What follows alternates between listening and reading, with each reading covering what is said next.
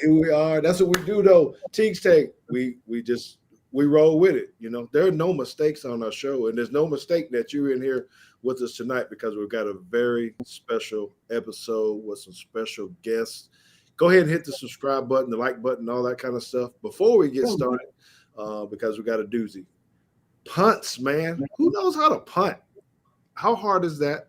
And what do you really know about long snapping? Is there any real difference to short snapping? Before we go ahead and get into that, let's go ahead and start the show officially. So let's go ahead and hit it right now. Teague.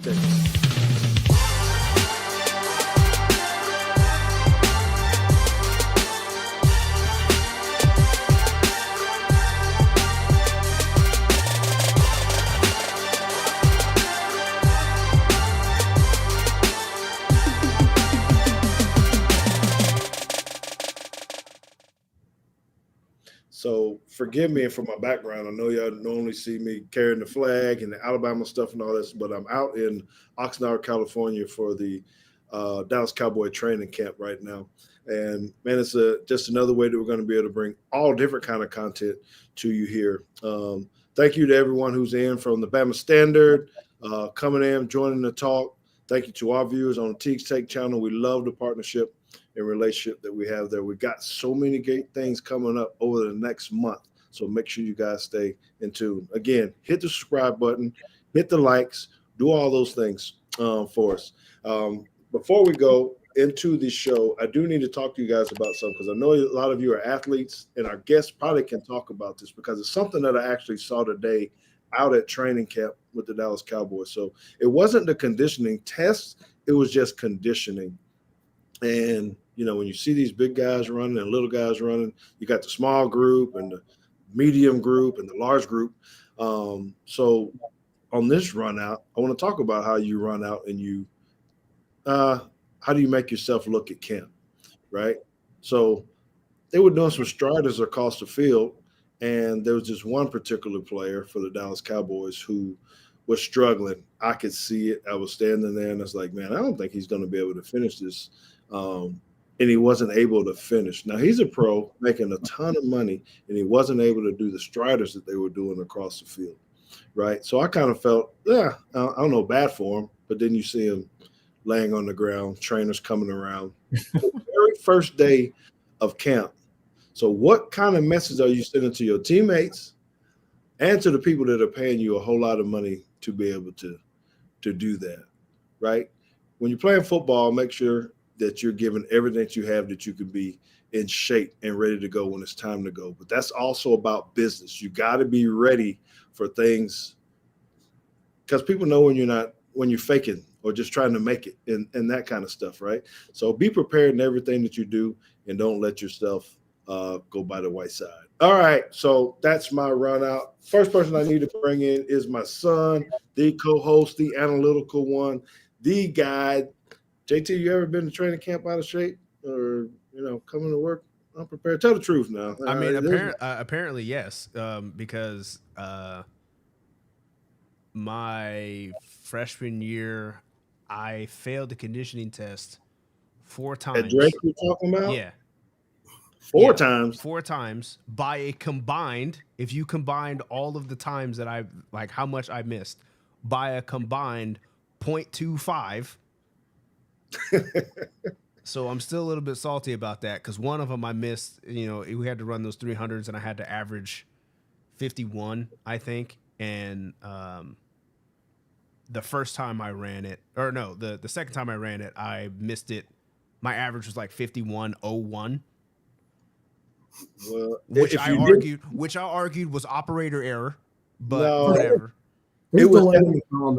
It was that big cookie that you have already that you're still eating from Great American Cookie Factory or whatever it's called. You got to let them things go because I know I used to kill them things. They're good. But anyway, man, I want to maybe we'll ask our guests that too. So before you bring it in, let me talk about both of them. So one of the guys you're going to see on the screen is Mike Bernier. Man, I've started to become friends with this guy and partners and everything else. We kind of met through Todd in Texas and doing some charity work and stuff together. And you really learn about people and where his heart really is about it. So I'm thankful for that. opportunity. But what you need to know about him is that he's an Alabama legend. He's got a national championship ring. He's worked his way up. He did go to Eastern Illinois first, but then he came over to Alabama, earned a scholarship, became a national championship player, got some crazy stats. He's been player of the week. He's now an advisor with Vision Point. So if you need, your money to be looked at, make sure you look him up as well. The second guy that we have is Thomas Fletcher. He actually played with Mike. This is awesome, right? Two-time champion too. Bennett was there at Alabama through 2017 through 21 or 2016 through 20.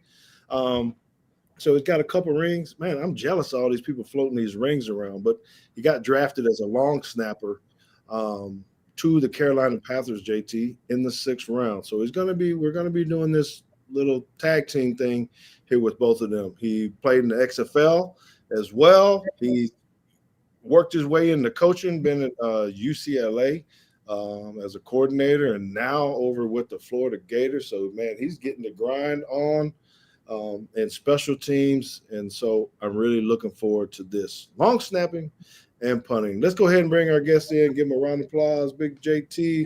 And in the house, baby. In the house. Yes, sir. Yes, sir. So thank you guys for coming in. I want to go ahead and ask you guys that first question. Got nothing to do with what we're talking about, but Mike, I'll start with you first because I don't know if you guys even have to do conditioning tests as punters and be ready. But have you ever came into camp out of shape? Tell the truth. Tell the truth. Have you ever come into camp out of shape? It's actually an interesting question for me, right? As a punter, you definitely wouldn't think that we are out there doing all the conditioning. And I have a great story for this. The first 2 years that I was at Alabama, I sat behind J.K. Scott. And, J.K. Scott being the All-American that he is, he made up his own conditioning program and all that stuff. So we didn't go through fourth quarter program or summer workouts. And, after J.K. left, also Coach Banks came in and he said, that's it. He said, you guys are going to start running with the team. In the back of my head, I'm like, golly. Because we used to sit up there and watch what those guys used to do when they were running. I was like, man, I don't know if I got it. And, that perfect scenario where, it's leading up to the conditioning piece of it. Mm-hmm. And, you're 4 weeks out. You're like, all right, I'm going to start training for this thing. Well, then another week goes by. And then you're like, you know what? I'm going to start this week. And, it got all the way down like the last week leading up to fourth quarter program. I'm like, all right, this is the week. I'm really going to start getting into it and try to start getting conditioned or at least get a feel for what it's going to be like. And I show up on the first day, just not a run in me leading up to it.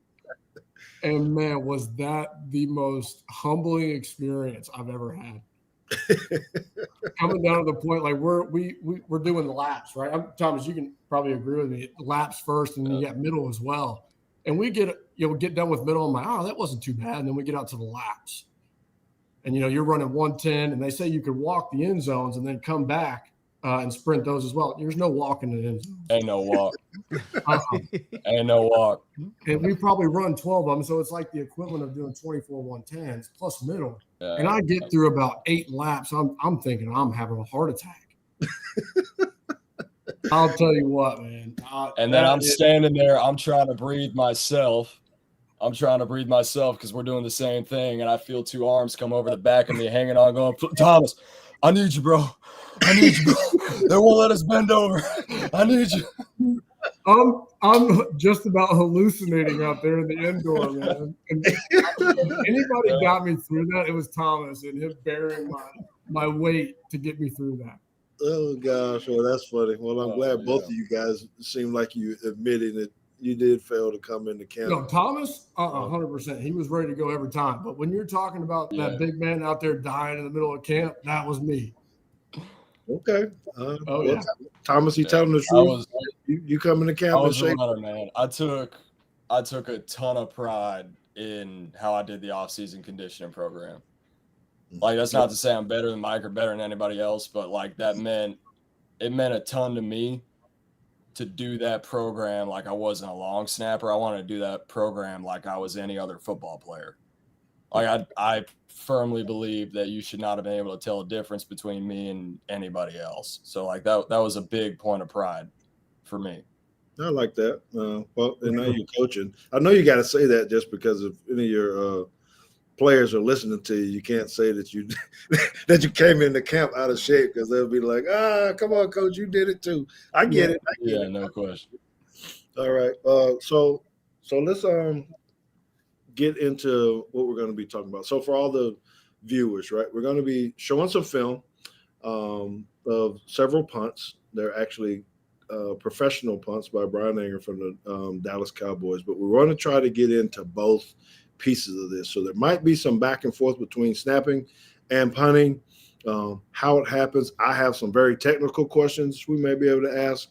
If you have questions, please make sure you put them in the chat on either channel that you got. JT can get to them, and we can pose them to the guests as well. This is interesting. They do something is very specialized on what they do. So a lot of us don't understand some of it, even with us coaching that way we have, the JT and I do.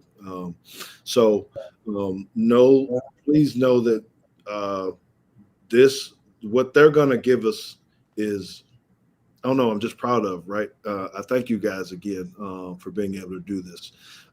This is not to necessarily be talking about Brian Anger, and things of that nature. There may be some critical things that they talk about that, but that's not our purpose. Our purpose is to do what we always do, and that's to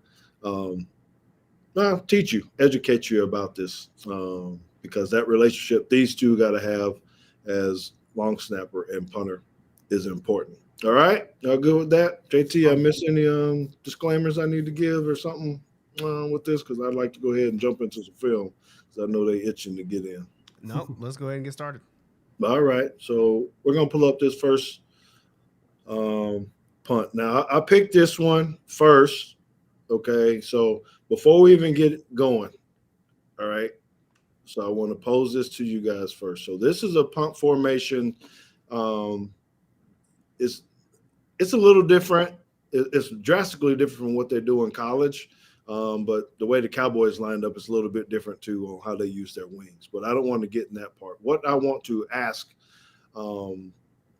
Thomas first is why don't we see spread punt like you say in college in the pros? So the rules dictate kind of the way that the punt needs to be run in the NFL, and they're very, very different in college, right? So in pro punt, the only people on the field that can release before the ball is kicked are the two end men on the line of scrimmage, which typically ends up being the gunners, which are the guys that will align out wide, and they're the first people down the field, right? Yes. Everybody else on the field cannot release until the ball is kicked. So there's no point in spreading those guys out because they're not a threat in coverage, right? You know for a fact that that guy can't leave until the ball is kicked. In college, anybody on the field can release as soon as the ball is snapped, right? You can't do it on a fake. Eligibles apply on a fake, right? But if you're punting the ball, if it's a true punt play, everybody on the field can release. So when that rule first came into effect, you saw a lot of punt teams doing some crazy stuff, right? And like having the tackles and the guards and everybody 4 yard splits away from each other, spreading it across the field. That's kind of come back a little bit normal now. A lot more teams protect in college than they used to. That being said, there is no reason to spread those guys out in the NFL because everybody can just rush the open gaps because they know that they don't need to worry about those guys getting out into coverage. College, complete and polar opposite. Well, man, you got your money worth already, boy. Bring in the fire like that. Tell nobody what's up, because me and JT both sitting here scratching our head like. Yeah, I had no idea the punt rules were different. I just so now my question is, because we see it a lot in high school and college now. Why does the NFL not adopt the shield punt? I personally don't like the shield punt anyway, but it's common, at least at our level. Right. Why does the NFL not adopt the shield punt? Well, Or why do you think lower levels do use the shield punt, if not the other way around? I don't really know if there's any defined reason. My concern with running spread punt in the NFL would be that the collisions between the rushers and the shield, knowing the type of player that plays in the NFL, knowing their capability of how to hit people, because it's a completely different deal than it is in college, right? You have guys that are super talented in college. You have guys that are very well coached. You have guys that are good at rushing the shield.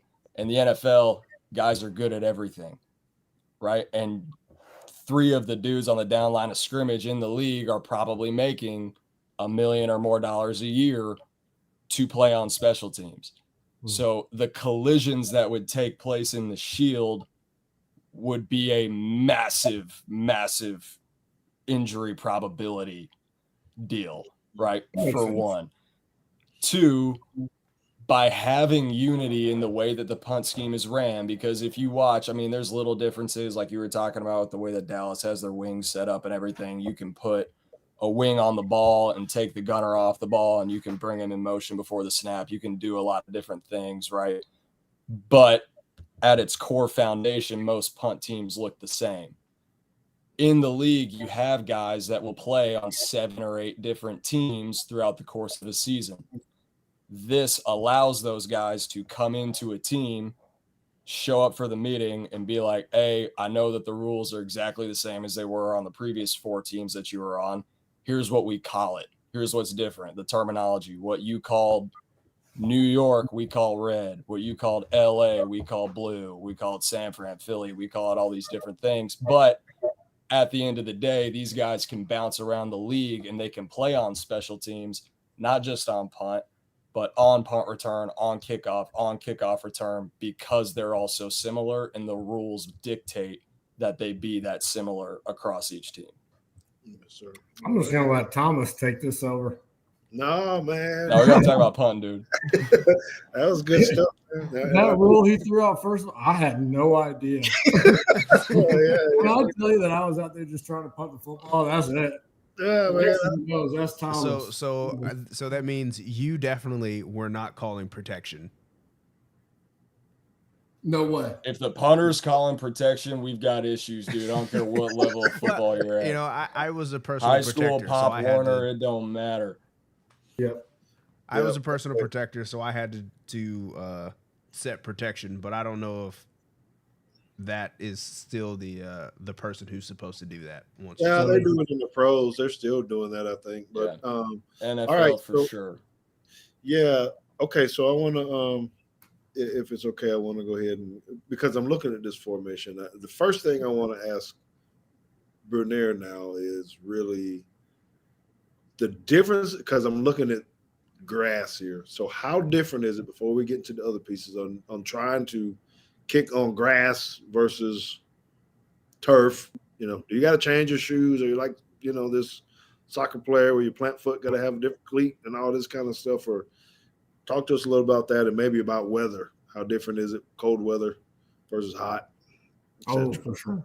Yeah. And that does all kind of play into it, right? I mean, when we're talking about what kind of field we're going to play on, you know, whether it be grass or turf, I mean, that does make a big difference on what kind of cleats I'm bringing to the game, right? On my plant foot, for the most part, I wouldn't change anything. I would always have grass length spikes on the bottom of my cleats.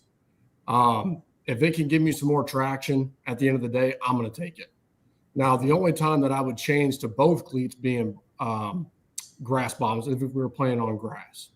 So that was really the only big differentiator, was if we're playing on turf, I'm going to have a grass on my left foot, my plant foot, and then I'm going to have a turf on my right shoe, my kicking foot.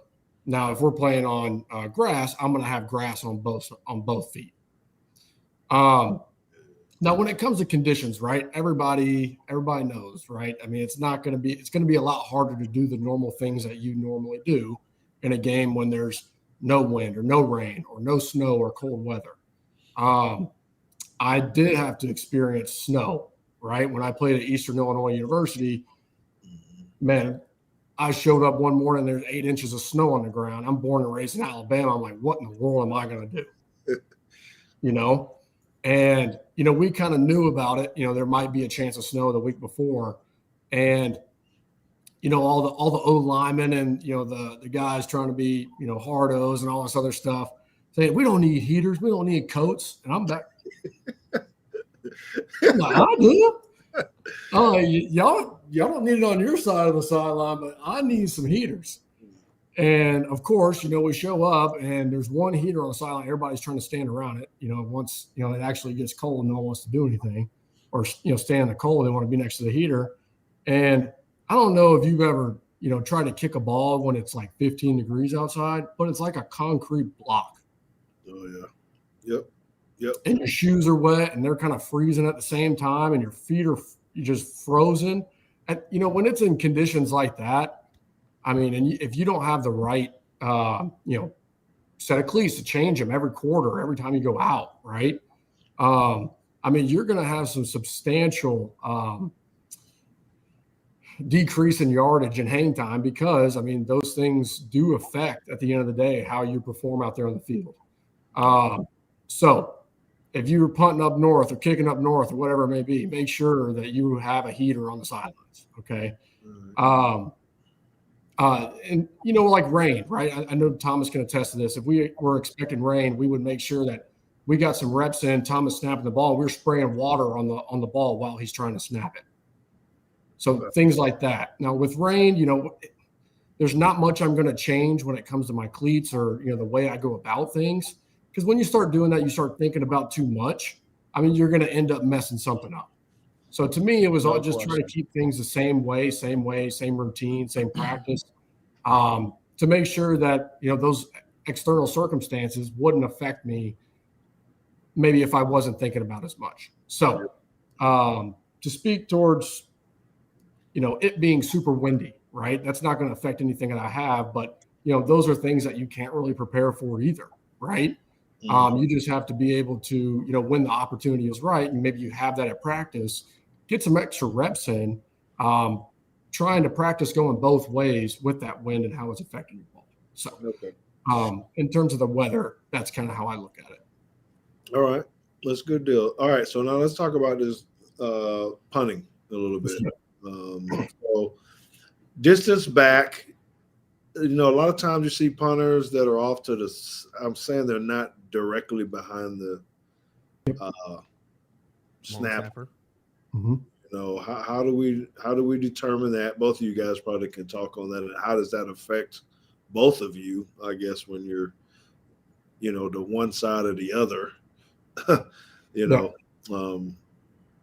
I mean, in terms of reasoning behind it, you know, Thomas, correct me if I'm wrong, but we're trying to cut off one side of, you know, maybe the guys rushing on the corners, right? It kind of makes I'll let you, maybe I'm talking out of my ass here, but I'm not sure.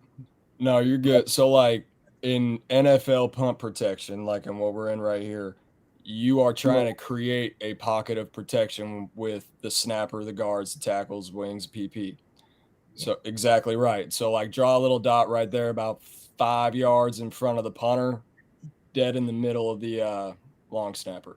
So that's the block point, right? So if we were punting, if he was punting to his right, like from our perspective, if he was punting to the left, you could offset the punter to where when he walks his line to punt the ball, he ends up in the middle of the protection in the way that it's designed to be protected. Okay. Makes sense. Makes sense to me. All right. So let me ask you something with that, Thomas. So ball positioning to the punter, and both of you guys need to talk about this because I've watched where snappers are trying to be very accurate because the way quarterbacks throw the ball into those little nets with the 3 pockets or whatever. I've seen snappers work the same way where they're aiming at that. So what are you typically trying to hit on the punter? A belly button, a right hip, a left hip? I don't know. You're trying to put the ball right on that right hip. And if you're a punter like Mike always preferred the ball in between his knee and his hip, right? It was not a fan of high snaps. I remember that, right? Oh, yeah. So like for Mike, when we played together, there's a Nike symbol on the pants about 3/4 of the way up between your knee and your hip. I would aim at the Nike symbol on his pants, knowing that if I missed high by a ball length, it was going to hit the right hip. If I missed low by a ball length, it was going to be, 2 ball lengths above his knee. So he's catching it in the spot that he's going to mold it and drop it and punt it. So, like, the job as the long snapper is to try and put the punter in a position like he started with the ball. Like, he never had to catch a snap. Like, you just handed it to him, put it where you would want to hold it when you punt it. I'm going to try and snap the ball right there. Man, that's crazy, JT. I mean, just thinking about the amount of accuracy you got to have there. Okay, so, all right. Where's this one hit? I'm just curious. It looked like his hands are kind of high at the beginning here. No, I guess no. That's about. I mean, if you drilled a mailbox into his right hip, that might have hit it in it. Yeah, I mean that's money. I mean, because my biggest thing, and I brought my handy dandy football, so it could be a little bit easier to show and give some visuals. But like when you catch the ball, right, your hand placement on the ball is like they call it a handshake grip, right? So like you want your hand to fit right on the top of the ball, just like that, with a little bit of air. So believe it or not, when you catch it up here and you have to bring it over the top, right, it can do a couple different things. It can mess with a couple different things. One, it makes it longer for you to get the ball off, right? It shortens that length of time that you can have potentially your punt blocked. The other part of it is it just messes up your rhythm, right? Because if you want to catch it right there and you already got the ball out there where you want it. But as soon as you start to catch it up here or anywhere around your body, it gets you off your plane and that line that you're trying to draw between you and where you want the ball to land. So you might start panicking. That's what I hear? Oh. I don't know about panic, but everybody has that sense of like around them, right? And you can feel the pressure. Okay, when you got DeMontez Sweat coming off the end over here against Mississippi State, you know for a fact he's coming at you. Hear them footsteps, dude. Oh yeah, that's some big old footsteps. So, I'm the smallest guy on the team. I don't want to get hit by him. So, I mean, at the end of the day, those little things do creep in your head. But, at the end of the day. Hold on a second. I don't know if you've seen them pictures of you back in the day, but you were not the smallest guy on the team. I don't know what the hell you talking about. Fair enough. Yeah, you're right. I guess now I would be. Let's not go there. Okay. Go ahead. All right. Now, you got the ball in your hand. Mm-hmm. So this one, we're actually in the middle of the field, and I know we're probably spending too much time on this one single play here. So now I put this on purpose. We're kind of in the middle of the field, and you got to figure out where you're gonna place the ball, how you're gonna kick it. So let's just kind of give us an overview of what are you thinking, particularly in this part of the field, on what you have to do and how you have to do it as a punter. Then I'll come back to you, Thomas, with a question for you. If I'm remembering correctly, when I was watching this punt ended pretty much right outside the hash, right? No. Is this can you play it through, JT, real quick? Actually, this goes left. Yeah. So for me, I wasn't a whole big component on having my feet placed a different way than where I'm going to go, right? At the end of the day, the people or the opposing team, to me, it's not going to make a huge difference. They know where I'm going, right?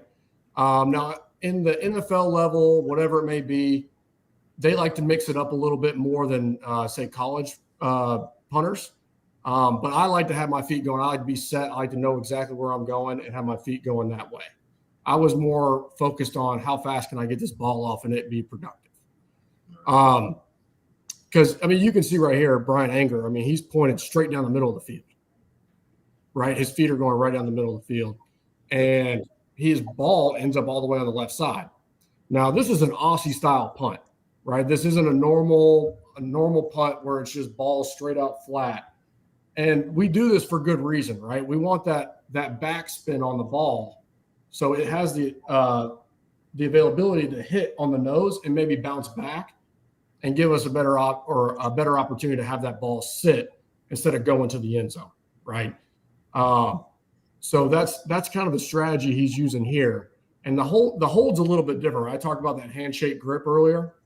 When you hold that ball, the difference on this one is it's still a handshake grip, but you're grabbing it on the top of the football. Can you show that, JT? Can you give him? Because I was going to ask it because he's got the point of the ball. The way I'm looking at it, just look like it's pointing straight down at the ground. So So the ball's pointed a little bit down or pointed straight down, right? Now, that's right. So I'll talk about this a little bit more in detail on another punt. But, there's this thing we call the float. And I'll get in detail here in a little bit. But when you have that grip, right, and you can see it on Brian, he kind of moves it one way or the other, just so that point doesn't hit the top of his foot. And he also floats it out a little bit on the side from like this so that he hits that panel to give that rotation. And I'll tell you what, I've kicked the bottom of this ball before full speed. I had a bruise on my foot for 3 weeks. You do not want to do that. But, when you tilt that ball, and depending on how you hit it on this side or this side, it's just like golf. It gives you a draw or it gives you a fade, how you want to play it. So that's kind of what he's doing here. You can see he kind of drops it. Yep. Okay. And the ball's tilted a little bit, and he kind of comes across his body with his leg to give it that. That's good stuff. That's good stuff, Mike. Thank you. So, Thomas, on this one, I don't know how much different it is in college for the snapper. So he has to turn and protect and try to block somebody. I don't know if they actually have to, how much they actually do that in college, how many times they're really having to block as opposed to getting in the way. So just talk about the mindset of this. The first thing you got to do is snap the ball, but then, this case, he could potentially be by himself. This is an easier box, like you said, but if you got 8 guys up there, typically you got to block one of them by yourself. Yeah, if you got 8 guys up there, you're one-on-one with somebody. You're going to get a little bit of help from the guard, like he'll post and put his hand on the 4 that's rushing and try to kind of give you a little bit of help, but it's minimal at best, typically. Again, like we talked about with college, he can free release, right? Like there's no rule prohibiting him from just snapping and running down the field. So the vast majority of teams in college, that's what you do. That's what I did when I was in college. My last 3 years of playing, I was a snap and free release guy. In the NFL, you have to protect. Everybody has to protect. That's the biggest separator in the position when you go from college to the NFL is your ability to snap, get your head up when the ball is 5 or 6 yards behind you. So you're not watching the snap hit the punter's hands like you're used to when you're in college. You're snapping and you're getting your head up and you're making contact with somebody before the punter ever catches the ball. But like this is, I would call it 6 box. In reality, it's 5 because you can see there are 5 down guys on the line of scrimmage. Like if you're looking from the snapper's perspective, there's 3 down guys to the right and there's 2 to the left. So they would send the snapper to the right in this protection, right? And so like he would have the option to either help out on the 3 that's rushing in that A gap and get out and go cover, or if it was an open field punt, he probably won't do it in a sky situation because the coverage is not as pressing, is he could pick for the guard, right? He could snap, set, let the guard collect his guy, and then take the 3 away from him. The guard would wrap behind him, and he would get out into coverage. Yeah. We're fold blocking, JT. That's what he said. He fold blocking with the guard the guard and the snapper. Yep. Okay. All right. Well, that's good. JT, you got anything else on this before we go to the next? Nope. Play? Okay. Then we'll hit the next play after this. I thought that was a pretty good punt. I think this is still against Tampa Bay on this next one, but now I kind of want to hear about the mindset of now you're punting out of the back of the end zone or out of the end zone, and how does this change the punter and or maybe the snapper? Mike, you first. I mean, to me, I don't feel like much changes here. You're not backed up, in my opinion. If my heels are on the out of bounds line, that's a different story to me, right? I still got 15 yards here to work, or 15 yards to work with here. Now, in terms of what I'm looking to get out of the punt is a little bit different from here, I think. I'm not so much worried about how high I'm putting that ball up. I want to see, for the most part, how far as well I can drive the ball. Obviously, you want good hang time, right? No doubt about it. But you also want to make sure that you're giving your guys, a good room to work with as well. See, I mean, you got so much room here behind your feet. There's not too much to worry about on being too short. I mean, to me, this is normal footsteps. He has a little bit of a side shuffle he has to make because the snap's a little bit off. But when I was reviewing this earlier, man, it's so fun to watch pros be pros.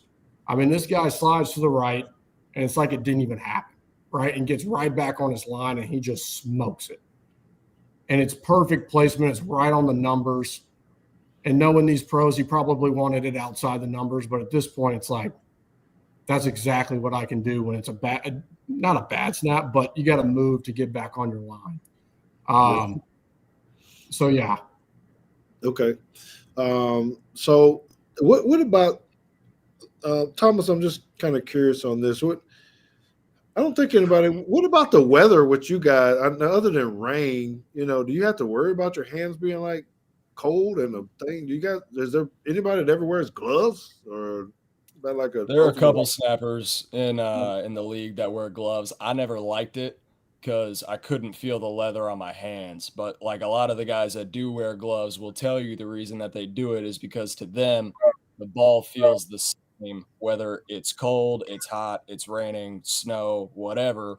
It feels the same. I never agreed with that, but there are guys that'll tell you that's what they do. I always felt like it was more challenging to play in the heat than it was to play in the cold.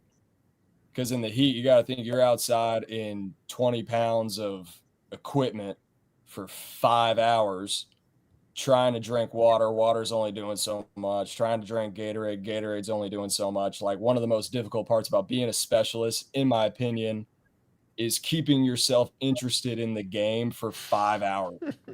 Oh, wow. It is, no, truthfully. And like, I mean, it sounds like it should be easy to do. It's like, oh, you play at Alabama, you play for the Dallas Cowboys, you play for whoever.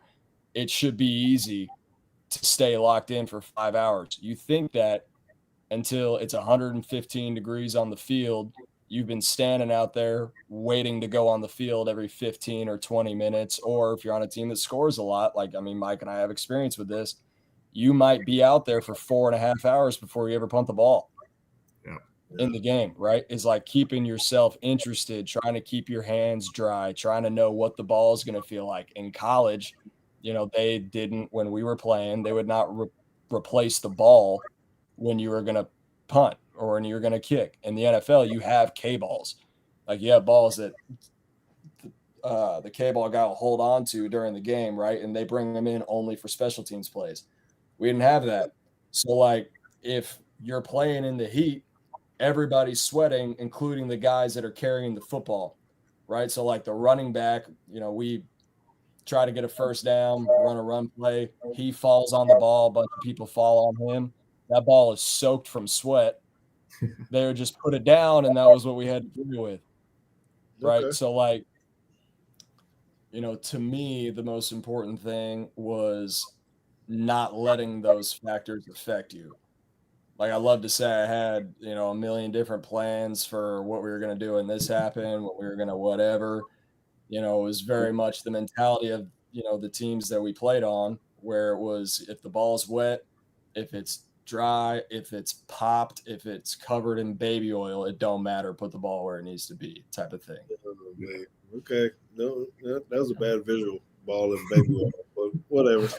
All right, let's go to the next one, JT. All right.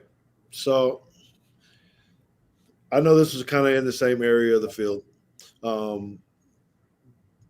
it was on turf. So I need to let the viewers at least see this point now. So All right, you're trying to get this inside of 20. We, the data guys, the status. Well, hold on. Before you do that, I want to go back to the protection here, because now before Thomas was talking about how there was 3 on one side and 2 on the other. Yeah, now you got 3 and 3. Now it's you can draw a line right here and it's symmetrical. There's 3 on each side, and then you've also got 2 guys off. So which direction are you going now?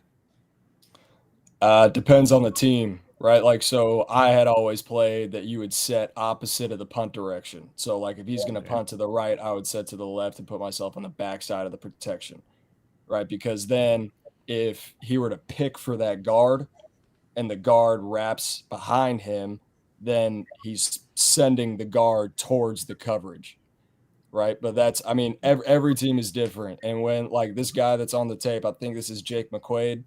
Jake's been playing in the NFL for 10, 11, 12, I don't know how many. He's been playing a long time, right? And so once you get to that level of respect in the league, a lot of those coaches will tell you, hey, man, you've been doing this for so long, whichever way you think is best to set in a 6 box, do what you do, and the PP will make you right. PP, he's talking about number 85. For everybody that don't know what we're talking about. Yep. That's personal protector, like JT was talking about. Okay, yeah, and I remember those days. I did not have to really play on the punt team on the inside. Thankfully, wasn't big enough or strong enough. Those are typically linebackers, D lineman type guys, tight ends, fullbacks. But I did have to study and always listen to how they turned, because I was on the scout team. You always tried to – I was on the punt block team, so we would always try to figure out if we knew which way they were going to turn so we could twist off of that some kind of way. 1,000%. I can't. You still. Well, I shouldn't say you. Mom still has my scout team, my special team scout team player of the year plaque. Let's go. And let's go, dude. I can't tell you how many punts I blocked in practice. Yes. Well, and typically you're always trying to go after whatever you thought. If we had some kind of clue of which way the snapper was going to turn, we go the other way or something of that nature. I don't know, that everybody thinks that, because you can figure out who's not doing their protection right, and they'll attack that guy. But a lot of times we're always trying to get up the middle as fast as possible. Right here. That's closest point of attack, man. Well, yeah, if the doggone wings overset, no, it was, man. Yep.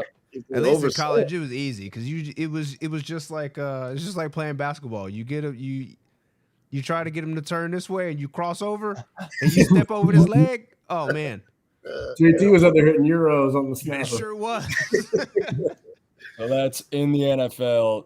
Very, very typically, you are either getting attacked, trying to get 2-on-1 with the personal protector, right? So trying to beat the long snapper, and then have the guy that the personal protector would be responsible for running at the personal protector at the same time, or like you talked about, defeating the wings. Yeah. Very, very typically, that is where you get attacked in pro pocket punt. Okay. All right. So this is another one. Did you down this one inside the 20, JT, where you let it run? And then, Mike, you can kind of talk about any talking points that you had on this one. It's a very similar kick. It looked like he, this time it went the other way. Is this – I don't know. It looks like his motion was all the same to me, just to my eyes, but apparently not. Yeah, I really got in. I dug deep into these, and Thomas can, kind of speak to this too. Like when we're watching film, I mean, we're looking at every little detail, right? And when I'm watching Brian right here, honestly, if Brian was here right now, he'd probably agree. He kind of mishit this a little bit.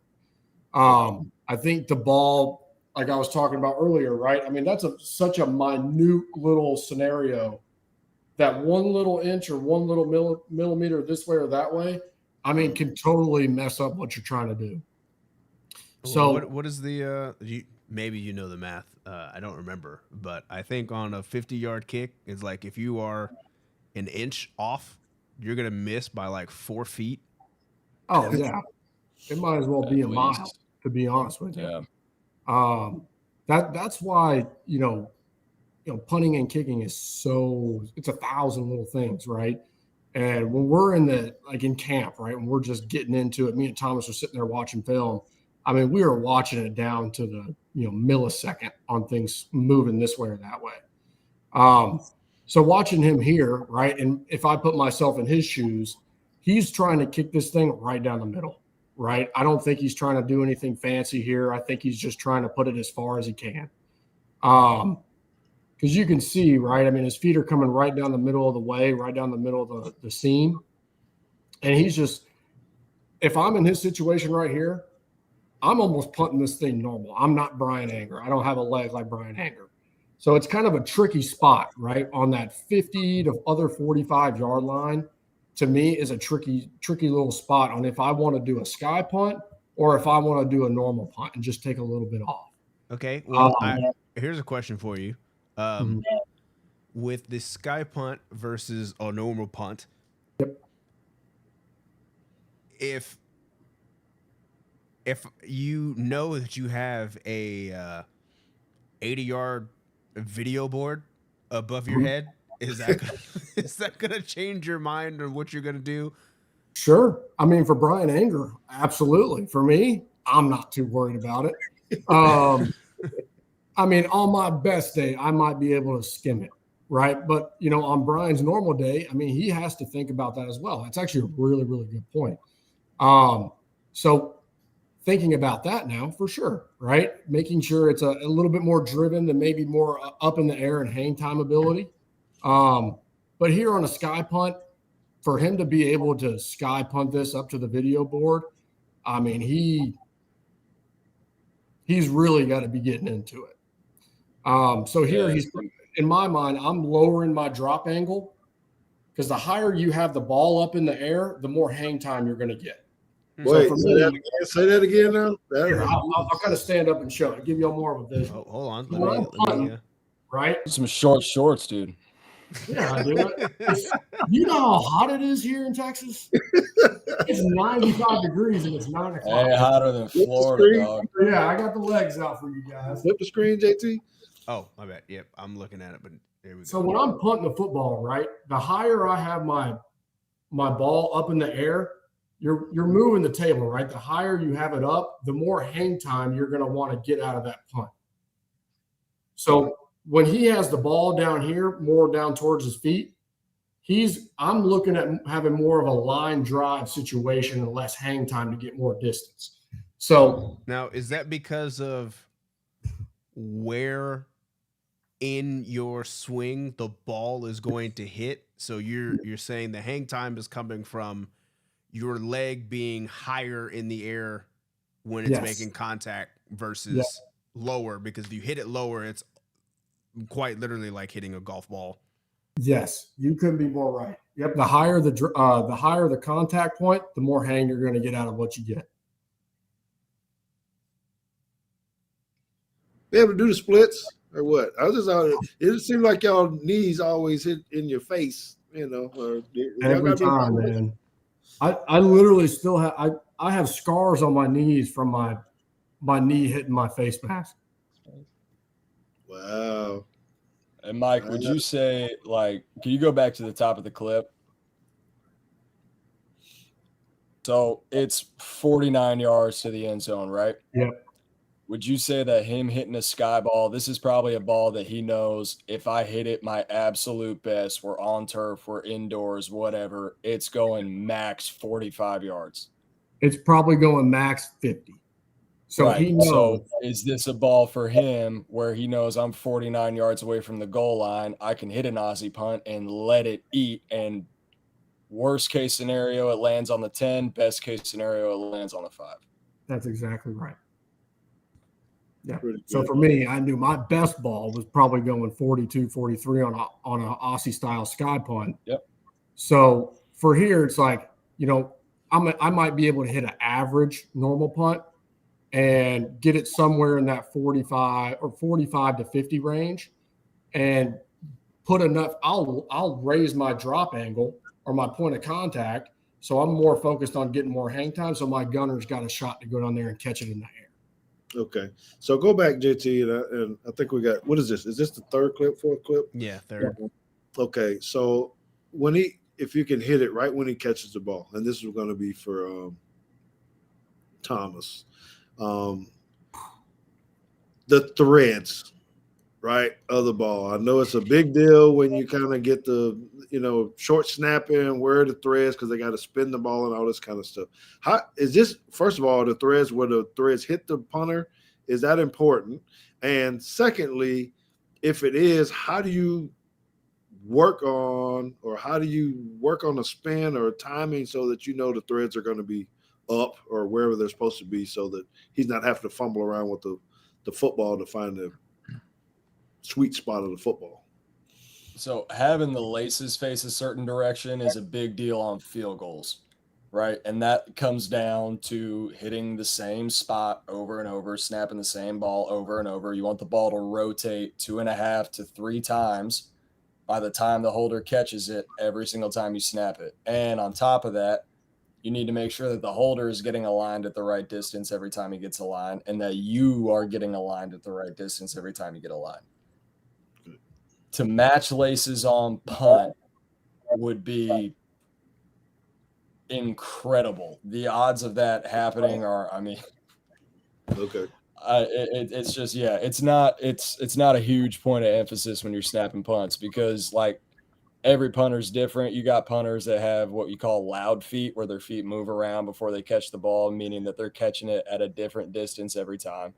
And you got punters that have quiet feet, which means they are not moving around. But any slight difference in the way that he lines up, or the way he catches it with his arms fully extended or not fully extended, or he's taking a step into it, or it's, you're playing against a heavy rush team, they line up in, an overload rush, or like something that looks like they're coming after the punt, and he starts moving faster, the laces are going to be different. So to match laces on punt that'd be incredible. But I would love that much precision out of you, but I'd love to do that for you, Mike. That'd be great. Yeah, that would have been the dream, right? But George, to his point, like the first drill that you learn as a punter is literally spinning it up in the air, find the laces, and get it out. Catching molds. Spin it up, find the laces, get it out. Right? So it's, once in maybe 20 or 30, right? Just because of, statistics here. It's gonna be there, but I can't rely on Thomas as much as Thomas was, the GOAT at what he did. I can't rely on him on that one. Okay, so we're gonna go to this one because I know you were talking about this. Now that the heels are back a little bit. Oh yeah, here we go. That's some good stuff. And I just have to admit that at this pump formation, I don't know why it irks me so much with that right wing back, right back there by the personal protector. It just irks me, man. I'm like, why? I'm trying to figure out the purpose. I guess maybe I'll ask that while I'm down here. He said they said he can't overset. Now where you gonna go? I guess, man. No Euro stepping on this side. You're gonna Euro step. This is your shield, your baby shield that you're trying to get. Basically, your 2-man shield back here. Rule number 1 for that PP: do not take a step back. Yeah, you can't go back. No doubt. Because I'm gonna drill you. Hey, so did your footwork change on the back of your head? Are you always taking? How many steps you take typically? You take 2 steps. That's a really great question. Every punter's a little bit different. For me personally, I kind of changed throughout my career because that was a big point of, why I got an opportunity to play as well, is because I was really good at getting the ball off quick, right? I was really good. No doubt. When I first got introduced to punting, and what felt natural to me was a 3-step punt, right? Which takes forever. Okay. Then I kind of transitioned into like a 2.5 with a jab, just like a jab, 2 steps. Then it got down to 2. Then I was like, shoot, I'm just going to hit a jab 1. So wow. Every punter's a little bit different. Brian's a 2.5-step punter. He's a jab 2. Okay. He doesn't take a full step with his first step. He just takes a little gathering step to get his momentum going, and then he's gone. So is this a shank? or is this what he did? No, I mean, this is perfect, man. I mean, this is so fun to watch, watching pros be pros. And Brian's been in the league for 12, 13 years for a reason. You know, he's averaged 47 yards a punt over 13 seasons. You know how hard that is to do? Yeah, I do. I mean, that's insane. It's crazy. And let's go back to the beginning real quick, JT. I got some notes here, but let's just run it. Okay. So you can watch Brian. He drives the heck out of this punt. I mean, not a crazy amount of hang time. He's kicking it to the sidelines. He wants to make sure he gets it off. And he's got his drop table lower. He's trying to kick that ball at a lower angle so he can get the max amount of – look how low he's kicking that or making contact with that ball. Yeah. I mean, usually if you would watch from the side, I mean, we would watch 5 or 6 different angles when we would punt. But just from here, that ball, when he makes contact, is below his knee. Hold on, JT. Did you just hear what he said? He said they're watching 5 or 6 angles. Who's taking? I know. Like what? What are you talking about? I'll watch from behind to check my line out and see where my feet are aimed. I'll watch from both sides to watch how the drop is maybe tilted or maybe in and out. My guy's got extra. He got extra stuff. All we get is wide, tight, and end zone. Like, what is this? Yeah, what is this? Bama, baby. Okay. We look at everything. All right. So I tell you what I saw in this. I thought when he kicked it, he almost kind of. I felt like he gave that little step like a baseball player when you know it's out of there. Yeah, when you pimping a home run, like drop the bat, just like that. That was it. You know, look, he's like, yeah, man. Oh yeah, he took a little gathering step off that. That's a swag step, is what we call it. All right, Thomas. So tell us about this. Now the punt is down there. You done took your block, or maybe in college you got the free release. How terrified are you to really go down there and try to make a tackle at the long snap? Terrified. You better not be terrified. That's a bad deal if you're terrified to go down and make a tackle. Because he's there. Look at him. He's right there. He got him squared up now. I mean, you better be in there. You're making a whole lot of money to be down there trying to make a tackle. Okay. Look at him. No way. I'll tell you what, if Thomas did that coming off field, I'm giving him hell, man. No doubt. And I wouldn't have done it because of that, dude. I wouldn't want to hear from Mike. No, but I took the same, like we talked about with the off-season conditioning deal. Like, I wanted to cover punts and beat everybody. Like, it meant a ton to me to beat everybody. That's a pick. Or your pick. Where he goes in, the guard goes behind. So, like they're punting to the right here, right? And so they want to get that left guard out into coverage because he's going into the direction of the punt, right? So he'll take more of a vertical set if you go back to the top of the deal. Y'all see that? Make sure you draw that so the the snapper blocks left, JT even right, and then the guy, yes. There you go. Yep. Now, the big thing on this is he needs to let the guard collect his block first, because you can run into a lot of issues if the guard gets excited and wants to pick too soon. He'll whiff on that guy and the snapper won't touch him, and people block punts like that in the league. A couple of times it's happened where the snapper snaps and he goes to pick, like they communicate pick before the play. The guard leaves before he ever touches him. The snapper is playing on his side. He's not playing in front of him, right? Because he's expecting the guard to block him. The guard gets out of protection, and that 3 runs scot-free through the middle of protection, blocks a punt. So now is this guard like a linebacker or something? Yeah, big body, okay. 240 plus body. I want to make that clear because I'm sitting here and I just keep hearing guard over and over again, knowing who you're talking about. Being this guy, but I also have the mindset of an offensive guard, and I'm like, why the hell do you want him in the like? Why aren't you the one that's going to make a tackle? It's not going to offer you a whole lot in coverage for sure. Ooh, Thomas, I got a question for you. Who is giving the signal for you to snap? Personal protector would give the signal being a verbal cadence. Oh, it's verbal. Right, so the personal protector will call out the box count. So like in this deal, you're only going to count the guys that are within 5 yards of the line of scrimmage and within 5 yards of the wings, right? So Gotcha. like this would be a 6 box because those two guys that are off the ball, 84 and 21, we're not going to count them, right? In pro punt protection, you're not going to count those guys because they've got to run 20 yards to block the punt in under 2 seconds. Probably not going to happen. All right, so you would count this as a 6 box. My sister's on say, there you go. Okay, so he could be saying something I remembered all the time. And I'm sure they've changed it now, but I just remember all the time hearing it. It'd be like 6 man, Yeah. red, basically telling the guy which way to turn. Exactly. If I'm wrong, we had it was a visual snap at Bama, wasn't it? Or at Bama it was when we changed. You did the little hand thing. Yeah, it was just like I mean, you guys played in louder environments. Yeah. Yeah, and you still have that in the NFL. Like if you're going to play at Kansas City, you're going to play at Seattle, whatever, you will have some type of built-in escape. Like, hey, dude, I can't hear you. Like, I know that you made the count. Like, I can't hear a thing you're saying, right?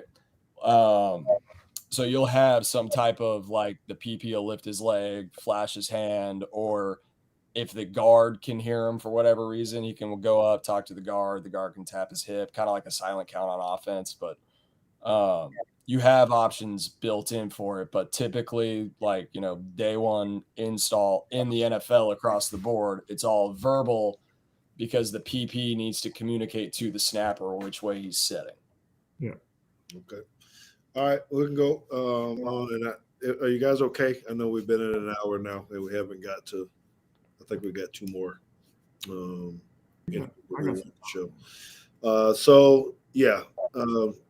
Another type punt. I really want to show it really because it's on the grass. You're not all the way back. You're not quite in the middle. But I think you would be telling me, Bernier, this is another one maybe that you're trying to drive and get the distance because coaches were always talking about flipping the field. Is that right? Are you accurate on this? Or I mean, for the difference between me and Brian's a little bit different, right? I mean, this dude's got both. He's got it all, right? I mean, he doesn't so much need to really focus on one or the other. He's got both. He's a 5-tool player, right, when it comes to punt. Okay. So,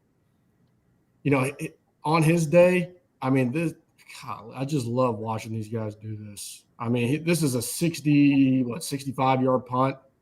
Is that why you got them short shorts on? You getting all excited over there for these punts? What are you doing, man? You gotta stop standing up, huh? George is exposing me over here. What are you doing? Been watching this film, man. I sent you this film too early, man. Oh yeah. I'm telling you, I was going through these for like an hour and a half just watching it. I can sit here. Thomas and I can sit here for days and watch this stuff and just pick up new stuff. Oh, I got a question for you. Yeah. Because you hear this from commentators all the time. And I don't know if it's actually true. Feels like it's true, but I don't know if it's actually true. Is it possible to outkick your coverage? Oh, for sure. Most definitely. That is a thing. Like, are you talking about relationships or are you talking about this? I know some ugly dudes that look like. Both. Definitely both. 100%. Yeah, on both ends. With how good returners are now, how good they've gotten. If you give that guy time with the ball in the open field, like think about Tyreek Hill. If you give Tyreek Hill the ball on the 1 yard line and know him within 10 yards of him, he could score 1,000%. He could score.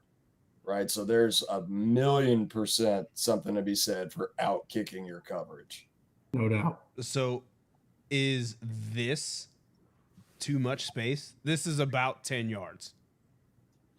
And has he caught the ball? Yes. He has the ball in his hand. First step. He's taking his first step. He's 10 yards away. That guy is wearing number 87, which means he plays offense. I mean, what helps here is that, where he put the punt. right? I mean, if this is in the middle of the field, it's a different story. Mm-hmm. I mean, this guy can go left or right, but at least you know now there's only really one way for him to go. Well, It's listeners almost of a wall this there. show know who I say is the best tackler on the football team. Yeah, well, look at your sideline, what you're It is about to that talk. guy. But they got a good wall out there that he could walk that little line. You're running at the punter. So can you play it from when he catches it? Yeah. Let me go. All right, so he catches it at the 20. Let it play. Woo. It's close. 87's knees are hurting. Gets to about the 45. Yeah. You got about. It's like the offense getting 2 first downs and 5 yards. Yeah, that's a lot. It's a And lot. you don't want that because what do you guys really talk about that on the goal sheet? What are they typically on a return? You want 8 yards or 6 yards, 7 yards? What is? I mean, I would love 0. Yeah. 0. I mean, it's in some, like, again, like these guys are super talented. Like they just hit the crap out of these punts sometimes, and they don't know how far it's going. They just know that I just smoked it, right? And even though that this, might be, probably a 5-second hang, maybe more than that, which is amazing, right, to be able to do on a consistent basis. But still, I mean, you're punting at 60-something yards. I mean, that's a long way. So if you're punting it anywhere between 60 and 65 yards in the air, I mean, it's kind of hard for your guys to get down there quick enough to make that play. Well, gunners are getting jammed up on too. For Well, sure. let me ask you this, Mike. So I'm not sure who this is, but let's put him in a different helmet and a different number. We can go Dolphins 10 or old Bears 23. Yeah. And assume, like, what is going through Anger's head right now? If he's thinking, hey, man, he's about to outrun this. That dude is getting double teamed. It's me and whoever this all-pro speedster is. What are you thinking, Mike? I mean, he's thinking my hamstring hurt. My hamstring hurt. No. He's just going to pull up lame right now. Listen, I have a little bit different. I played quarterback and linebacker in high school, right? So I mean, I'm not scared to hit people, right? But I mean, these are some big old dudes. You know what I mean? I'm not particularly saying that even Anger would be afraid to hit anybody. Oh, he definitely just, doesn't. That's a lot of room. 100%, right? There's a lot of space right here for your ankles and or knees to be left over here while you are over here and the returner is somewhere back here. I mean, I'm putting my body on the line, to be honest with you. That's you, but I don't know. That's like a lightning strike. I mean, don't go back. Tyreek Hill or Devin Hester. I mean, I'm just going. I'm literally going 6 feet across. I'm laying out. You're just laying out and just hoping he just runs into you. For sure, because I know he's going to try to make a cut one way or the other, and at least I can slow him down as much as I possibly can. There's 10 other NFL players out there that have the potential to get to him. Okay, but then tell the truth for the average person. That's a great point. As a specialist in general, your rules in coverage typically, and like this is real. We were always, the two of us, trying to force the returner to the guys that actually play football. Yeah, no doubt. Like, know where those guys are at, know where they're going to end up, and try to force the returner just by body presence, because, like, immediately with your eyes, you're not looking at Mike or I and thinking that's the punter, that's the long snapper. You just see opposing jersey number 98, opposing jersey number 45. I got to get away from the guy. You want to put yourself in a position so when he tries to get away from you, he's getting away from you towards the guys that are there to tackle. Okay. All right. But yeah, I mean, you're absolutely right. I mean, we're not used to, hitting people on every play, right? I mean, I guarantee you ask any punter this, they're going to be like, yeah, I'd go down there and try to make a play. But in the back of their mind, when it's going on, they're like, oh my gosh, like I got to do something here. Well, and I want to be clear. I'm not trying to necessarily ask you as the punter, because I mean, even if I'm a safety back here, this is not the look I want to see when I got. No doubt. So, this is not a highlight that I want to be on. Yeah, I just spent 12 months making sure I'm ready to punt a football and not make a tackle. You know what I mean? The punter's thinking just like that referee standing over there on about the 40-yard line. He's trying to figure out, do I need to start running down the sideline or what is happening here? Let's be honest, Brian's probably pissing down his leg a little bit. All right. So, okay. I'll get to the next one. Oh, that was quick. Yeah. Oh boy. This is beautiful, by the way. This is great. Okay. Why did he say that? He's some kind of different kind of drop, didn't he? And look at his foot. It just all looks different to me, to my little eyes. This is the exact same punt from when I said he hit it a little bit. He just hit this one perfect. He knows that I can't kick it more than 50 yards on this sky punt, and he clips it just right, and it goes, to the 6? No, 3. Closer to that, yeah. 3. Right? That is money. First of all, why did you catch the ball? Huh? Anyway, so now I got my defensive stuff on. I'm like, why the hell, or my coach's hat on, why the hell did he catch the ball on the 3-yard line anyway? Oh, he should have let it go for sure. But anyway. Yeah, lost.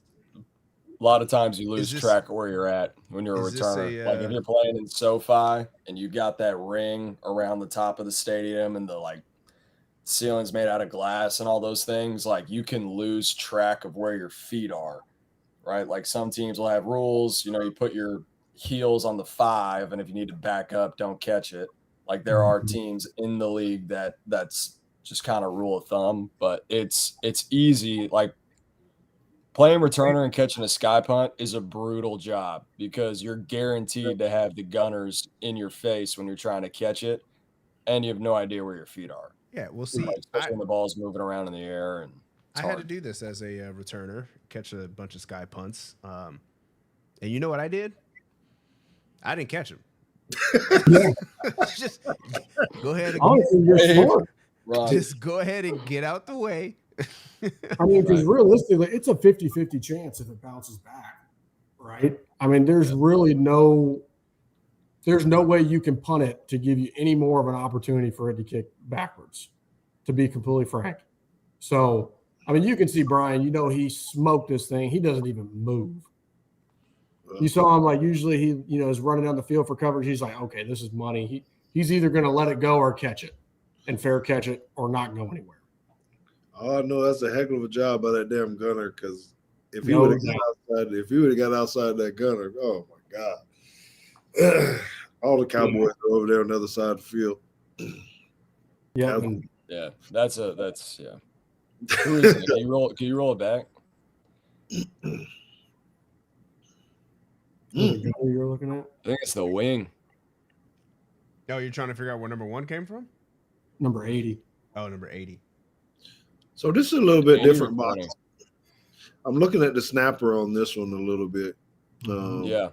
Because you got to be worried about 36, the guy behind 57, on whether or not he's going to rush. Count him. Quite honestly, I mean, you can count both of these guys, truthfully, and then just send the snapper to the direction that he's most comfortable. Realistically, he's probably going to snap and take a 0 set, which is like a vertical set, because you don't know which one of those guys is going to become 4, because you don't block them the way that they align. You block them the way that they end up, right? Yes. It's not how they line up. It's how they wind up type thing. So me personally, as a player, I would have taken more of a vertical set and let the box declare itself. If those two guys that are off the ball, 22 and 36, if they're to back out, then I can pick, because it just became 6 box, right? But you always want to expect rush and react to anything else. Now, if you get a cross here, so you're taking your vertical set, and we get this. Right. Yeah. Which way? Because now you know they're both coming, and now you just had to pick one. You go Personal opposite protector gonna make protector, them right. or The PP this call is gonna tell you. Yeah, if you make contact with anyone, the first guy you make contact with, you got to think about the personal protector. He's going to see you make contact, and then his eyes are going to go to who his guy would be, which is essentially the 4 that you don't block. Mm-hmm. So if you make contact with either of them and you let go and go to block the other 4, the guy that you just let go of is gone, right? So, like, you remember that, Mike, from when we ran Pro Punt at Alabama. That was like day 1 install, right? If you touch somebody, that is your guy. Yep. I mean, the PP to me is like he's got to have his head on a swivel. Brutal job. Brutal job. Especially in that league, because it ain't no shield, man. You are back there by yourself. Yeah. And we ran that, both years, right? That I was playing. All the way up until 17. 17 was the last year that we did that. Yeah. So. Yeah. All right. Well, why don't you give us some closing remarks? We held you guys 15 minutes over. I have to send you guys a lollipop and some bubble gum. Something for specifically a lollipop and some bubble gum. Teague football branded bubble gum. Right. Thank you for everything. Round of applause, JT, for the great work with you. Guys are doing. Means the world to us, brother, for you guys to stay up late with us. It ain't late for me because I'm out here on the West Coast, 7:30 now. So it's dinner time now for me. But I just want to say we really appreciate you guys for coming on. Thomas, thank you. Mike, thank you for making this happen for us. And we'll definitely have you guys back on at some point in time maybe not Thomas because he'll be in the grind of coaching there. I'm sure he'll jump on the first time we get a punt blocked or something. Yeah. No, I guess the only caveat would be he cannot wear any Gator stuff on the show. That would be maybe in about 7 months. He's secretly got some Bama stuff hanging in that closet. I'm all Gators now, baby. Oh, that's true. I don't want to mess with your recruiting, my bad. Yeah, all Gators. That's right. Come on, come be a Gator. Well, all right. Well, makes me want to throw up, but Okay. Well, that would be it for that portion. You guys will be free to go if you want to go. I got JT. I know we're over, but I probably need to say a little something about SEC Media Days. Mm-hmm. In my experience out there, you guys are good to hang out if you guys want to, or you can dip. That's really up to you. Just want to say appreciate it very much. Absolutely. It's not 7:30 over here, George. It's time to hit the sheets, buddy. Well, that's your sister, Catherine. That's your sister, or who? Yeah, that's my sister. Yeah, she's at a wedding in Brazil. So, must be nice. Appreciate she's up. So, yeah. But thanks for having me on, George. And I appreciate you letting me bring Thomas on and ask him to come on. I think in the grand scheme of things, long snappers are even more overlooked than what punters and kickers do. So I wouldn't have been able to do what I got the pleasure to do without Thomas. I appreciate you opening the spotlight to long snappers. Yes, sir. Yes, sir. Anytime, man. And I appreciate it too, man. And Mike, it's always good to see you, dude. Mike, for the record, one of my favorite people I ever played with, man. Not even close. Means a lot. All right. Well, we do appreciate both of y'all. And I don't know. Maybe we have to get down there to Florida and come see a little game. I got bad memories of Florida. I'm going to stop talking about Florida.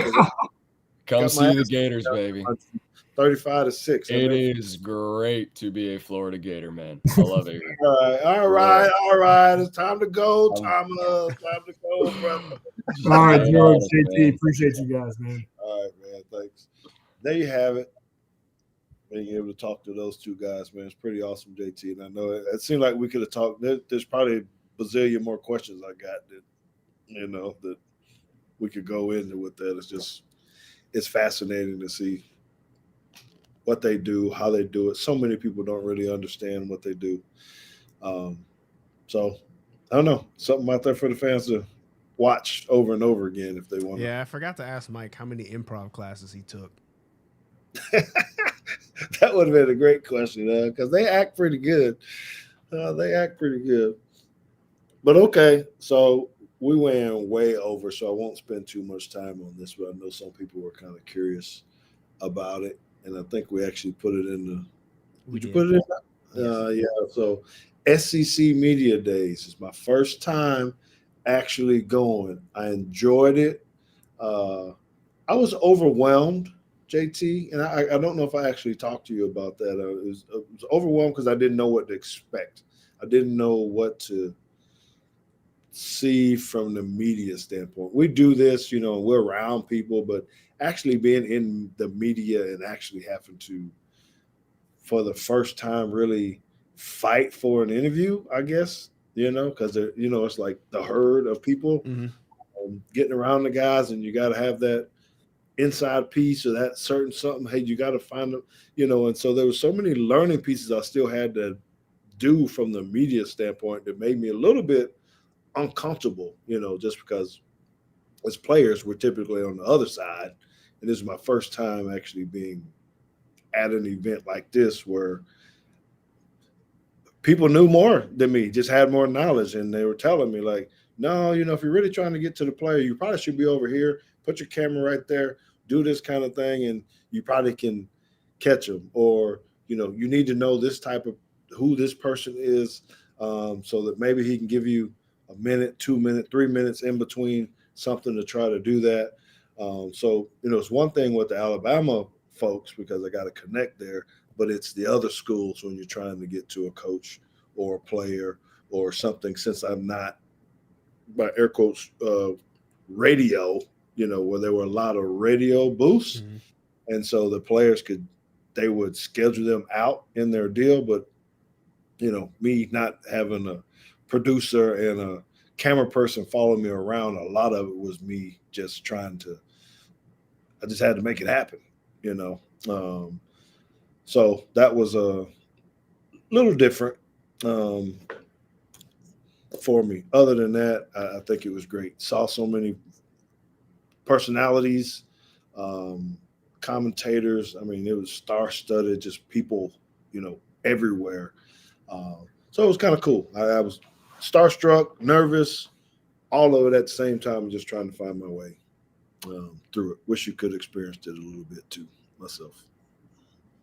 Well, I know you got first question with Coach DeBoer when it was time for his interview. Tinsley was all excited to hear you talk. She thought she was going to be able to see you talk on the video, but so she was a little disappointed. But I thought it was pretty cool hearing you announce yourself and then say CBS at the end. It was there was a little shock to the system there. Yeah, I had to work on that part because some of the time, because I couldn't really say Teagues take, that kind of thing. So it was the CBS or DallasCowboys.com, and listen to these people, and some of them have so many different things that they're saying. It's like, let me throw this out there. Because it was weird doing that the first time when I got to speak to Coach McCarthy, and actually saying, CBS Texas. Like, I think it's a little culture shock to me too with that. But you brought up a good point. Maybe I need to go more often or from year to year. I do think it's going to be in Atlanta next year. I think they did announce that already. So I might try to do that. I'm not going to branch out just yet. Some people say, well, why don't you go to the ACC Media Days where content, you want information, you want to be able to talk to somebody, maybe another coach or something. I mean, I understand it, but we don't do that here. No, we don't. You want to know what I actually just a random thought that I had. Do you think the Pac-12 had media days this year? So They just had like 4 people. So make sure we cut this piece out. Look at the timestamp or whatever, because that is what Stephen M. Smith was talking about. The random JT moment that we need to have on the show. The random thought. I mean, like, they had to have their media days just around like a random water cooler, right? Like, it was just they had 2 coaches and 2 quarterbacks and some dude. So is the conference going to make it? How long before we see one more conference fail? 1 season. After this one, somebody's gone. Pac-12 is. Oh yeah, after this season, Pac-12 is done. No, that's because you have to have, in order to have a championship game, I think you have to have 8 teams. So their options are find 6 teams that they can steal from some other conference, or join somebody else, or go independent. Well, why aren't they gone already though? I mean, once it start going, what are we holding on to? My guess is this is also just terrible because it was probably a media deal. Jobs, money. They still get some money, but who's still money? Yeah, the Pac-12 is not over. They still had a TV contract, and they said, "Well, everybody else left, so we just get the money that everybody else left on the table." Just counting chips, just getting their money, and yeah. So 1 year. That's a lot of jobs, though, man. I don't know. Hold on. So hear me out. You get, and I don't know this is true, but like you get 1 year of just all of the rest of the TV revenue, which you weren't going to get because 10 teams just up and left you. But now you get that. You got to be able to get some of that money, and 2, with the playoff, one of you is going to be a conference champion. Automatically in. That's some bull jive. That's what I'm saying. You gotta at least get an at-large bid now, right? Like you could get. How mad is America gonna be if 100% of the Pac-12 gets into the playoff? Come on, man. That would be. I think it'd be hilarious. That'd make some good TV right there. It'd be hilarious, but there's no way that can happen. So speaking of that, how good is Oregon? I keep hearing about them, and I'm hearing about the Nike guy spending all the money. What's his name? Something Knight. Phil Knight. I see they keep moving them up in the odds with Vegas of being like the 3rd best odds. I was gonna say my way too early pick is that Oregon wins the Big Ten this year. In front of Ohio State? I'm not sold on Ohio State's quarterback. Like, what does their offense look like this year? They might still have like dope receivers because they always do. But like, I feel like outside of the state of Ohio, nobody knows who their quarterback is. Their quarterback just transferred out. Like, when was the last time a starting quarterback, because a backup quarterback did transfer out and then win the Heisman, but when was the last time the starting quarterback decided he was going somewhere else?